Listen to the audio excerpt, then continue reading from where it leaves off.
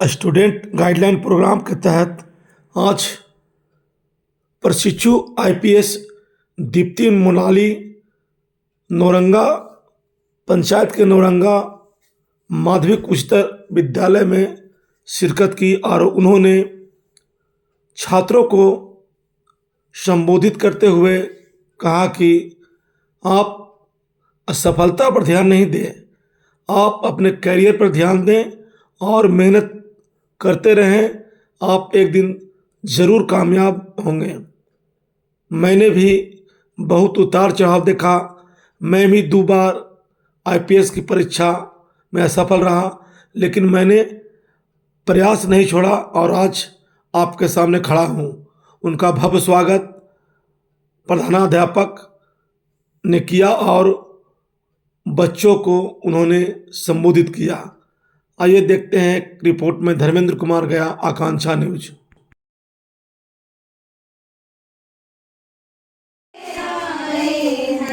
सजा दो विद्या मंदिर को, हमारे सरकार आए हैं।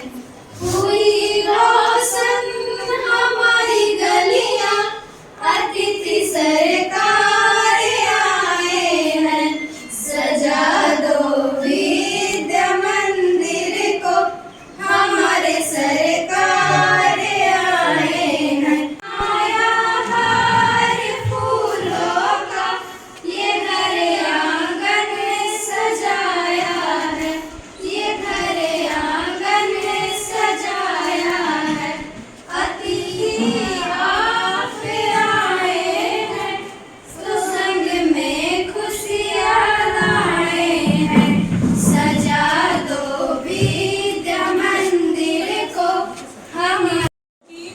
कभी उस तरफ रहूं और मेरे को भी मौका मिले कि मैं लोगों से बात कर सकूं, तो आज फाइनली वो मौका आ गया।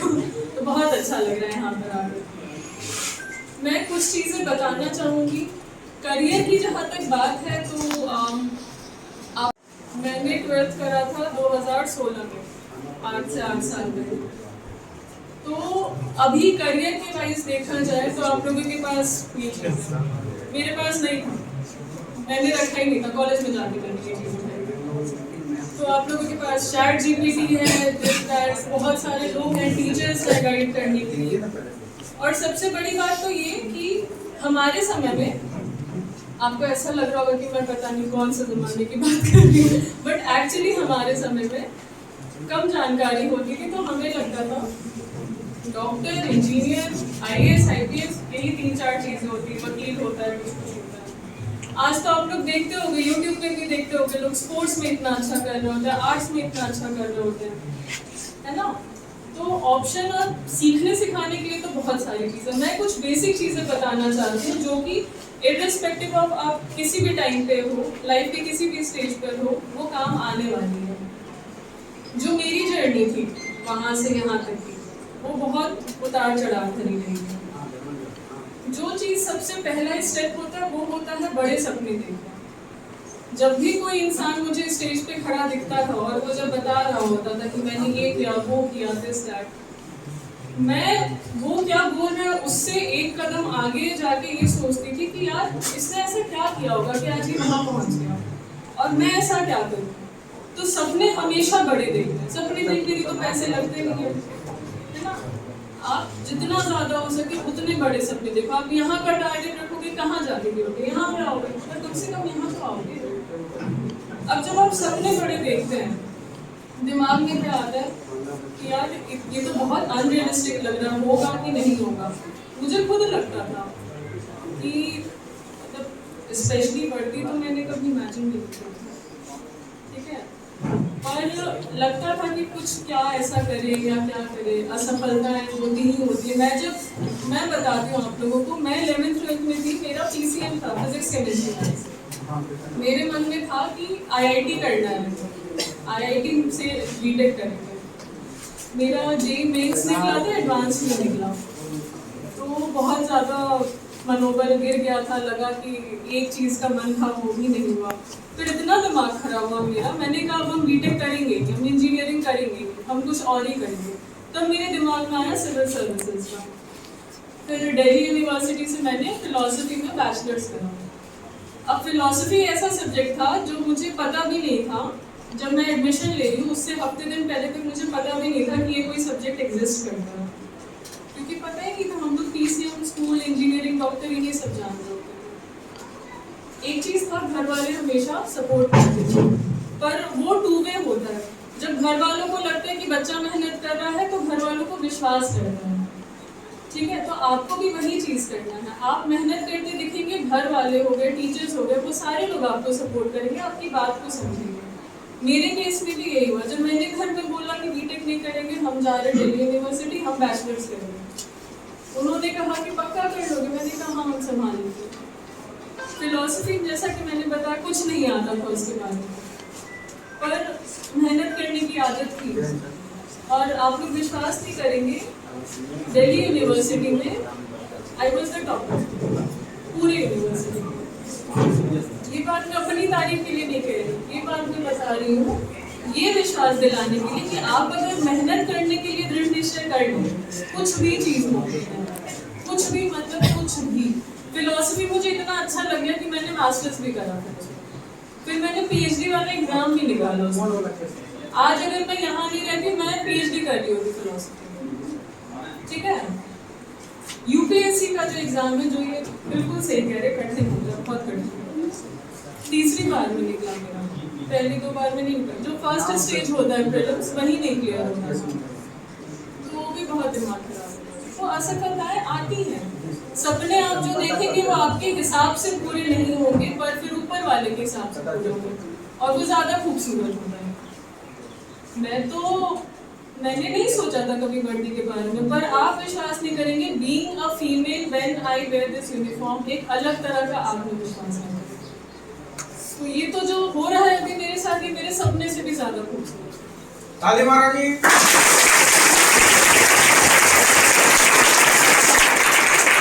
तो पहली चीज सपने बड़े देखना है, दूसरी चीज असफलता से नहीं डरना है। आप मेहनत कहीं भी कुछ भी करेंगे, वो आपको कहीं ना कहीं फायदा आएगा ही आएगा।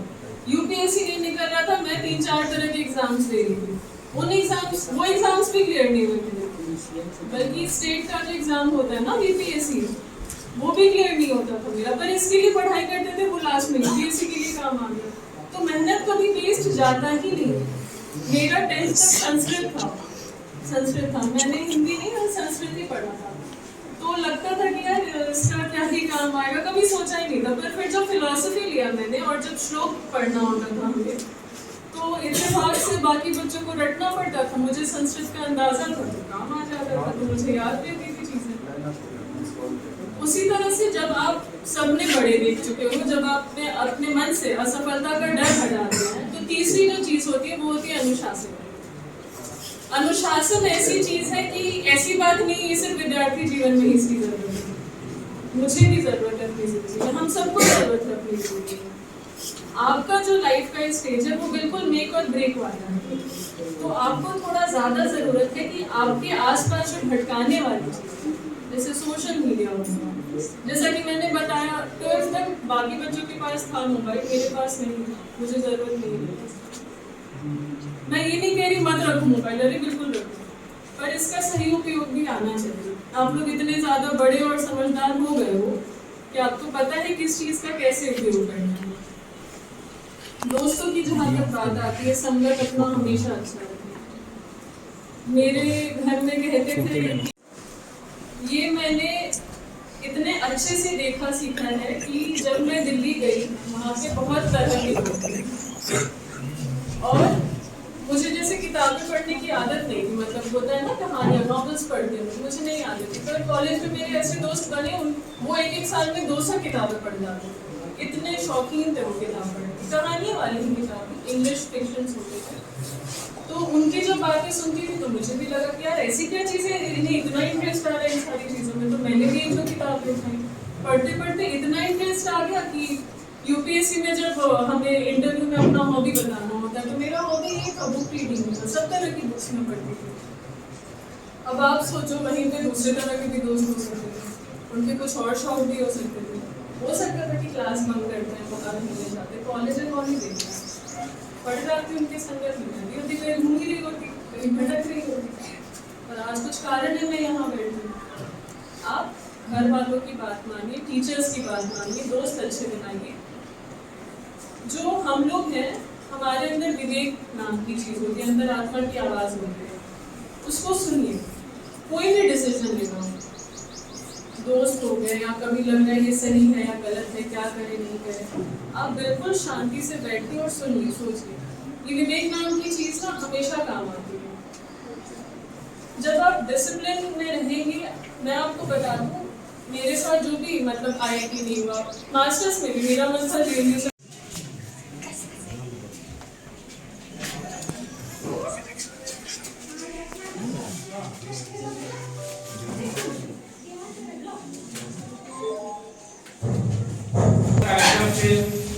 कलेक्टर में ऐसे वक्त निकालकर इस स्कूल को समय दिया और आप लोग के बीच गाइडेंस ये करियर गाइडेंस प्रोग्राम के तहत मैम आई हैं कि आप लोग का मार्गदर्शन करें और भविष्य में कैसे आप अपनी योजनाएं बनाएं ताकि आप हमेशा। उच्च विद्यालय नौरंगा में आज कैरियर एंड गाइडेंस के तहत हम लोग विद्यालय परिवार IAS प्रशिक्षित, चूँकि सरकार का निर्देश था, विभागीय निर्देश था कि विद्यालय के आसपास को ऐसे ख्यातिलब्ध लोगों को बुलाइए जो अपने व्यवसाय में अग्रसर हों और संतुष्ट हों। क्योंकि सबसे बड़ा है कि जिस व्यवसाय को हमने चयन किया है, जहाँ पर हम अपनी ऊंचाइयों को पहुँचे हैं, वहाँ पर हमें संतुष्टि होना आवश्यक है। तो पता चला कि मैम आई हैं जो यंग हैं, युवा शक्ति भी हैं और नारी शक्ति का द्योतक भी हैं। तो हम लोग ने उन्हें जाकर के आमंत्रण दिया कि कैरियर गाइडेंस के तहत हमारे विद्यालय के छात्रों को, ननिहालों को आप मार्गदर्शन दें जिससे कि उनके जीवन में प्रेरणा आए। तो हम लोग ने आमंत्रण दिया, मैम ने स्वीकार किया और आज मैम आई और बच्चों को बताई कि कभी मेहनत कहीं बेकार नहीं जाता है, असफलताएं ही सफलता का परिचायक है, पूर्ण करती है। और उन्होंने अपने जीवन के बारे में बताई कि हम असफल भी हुए, UPSC में 2 बार असफल हुए, स्टेट जब PCS दिए तो हमने असफलता हासिल की, लेकिन मेरे ज्ञान में वृद्धि होती गई। तो वही मेहनत जो है कल का परिणाम होता है, कल का भविष्य होता है। यह बच्चों के सामने बात रखी कि आप भी मेहनत करिए, आदर्श बनिए, समाज के, गांव के माता पिता गुरुजनों का आप अनुशासन का पालन कीजिए, उनके द्वारा बताए गए रास्ते पर चलने का प्रयास कीजिए। उन्होंने काफ़ी बातें कही जो काफ़ी प्रेरणादायक थी। बच्चे उससे इतने लाभान्वित हुए, इतना ऊर्जावान लग रहे थे कि वास्तव में एक ऊर्जा दूसरी ऊर्जा में प्रवाहित हो रही है। और वह प्रवाह जो है बच्चों को निश्चित उनके भविष्य में एक अलग माइलस्टोन की तरह हमेशा याद रहेगा कि नहीं, हमें मैम की तरह ही बनना है। क्योंकि लक्ष्य भी था कि हम उनके अंदर कुछ न कुछ ऐसी भावनाएं विकसित करें जिनके बल पर वे आगे बढ़ें, एक अच्छे नागरिक बने, एक अच्छे विद्यार्थी बने और सफलता कुछ हो। इस समारोह भी रखा गया था और बच्चों को सम्मानित भी किया गया था। आज का बिहार जो है इंटरमीडिएट वार्षिक परीक्षा 2026 और माध्यमिक परीक्षा 2026 ग्रामीण इलाके के बच्चे असुविधाओं से सामना करने वाले बच्चे, संसाधन विहीन कह सकते हैं, जहाँ पे उन्हें जो संसाधनों की आवश्यकता होती है कमी है, उसके बावजूद भी इसी ग्रामीण इलाके के बच्चे आज सफलता के झंडे गाड़े हैं। और खास करके बच्चियाँ, बेटियाँ जिन्होंने अपनी प्रतिभा का लोहा मनवाया है। तो इस विद्यालय से भी वार्षिक इंटरमीडिएट 2026 की परीक्षा में काशिफा नाज ने 435 अंक लाए, जो एक इस विद्यालय के गौरव बनी। और साइंस स्ट्रीम में, विज्ञान संकाय में अभिषेक कुमार ने 409 अंक ला करके इस विद्यालय का नाम, 400 से ऊपर बहुत सारे छात्र थे जिन्हें मैम के द्वारा सम्मानित किया गया। इसके अलावा जो वार्षिक परीक्षा हमारे यहाँ विद्यालय स्तर पर हुई, वर्ग 9वीं की और वर्ग 11वीं की, उसके भी जो सबसे टॉपर विद्यार्थी थी कक्षा 9वीं से सुनीता कुमारी और कक्षा 11 की प्रिया शर्मा, कला संकाय में और विज्ञान संकाय में रिया गुप्ता की, जिन्हें मैम ने सम्मानित किया। और बच्चे इससे बहुत आह्लादित दिख रहे थे, उनके एक अंदर अलग प्रसन्नता का भाव था जो देखने लायक था। मैं डॉक्टर अविनाश कुमार, प्रधानाध्यापक उच्च माध्यमिक विद्यालय नौरंगा। 21 जुलाई 2025 से हम यहाँ पदस्थापित हैं और विद्यालय के विकास में विद्यालय के परिवार और समाज के सभी का सहयोग लेकर के छात्रों के जीवन में उजाला लाने का एक अथक प्रयास हम लोग निरंतर जारी रखे हुए हैं।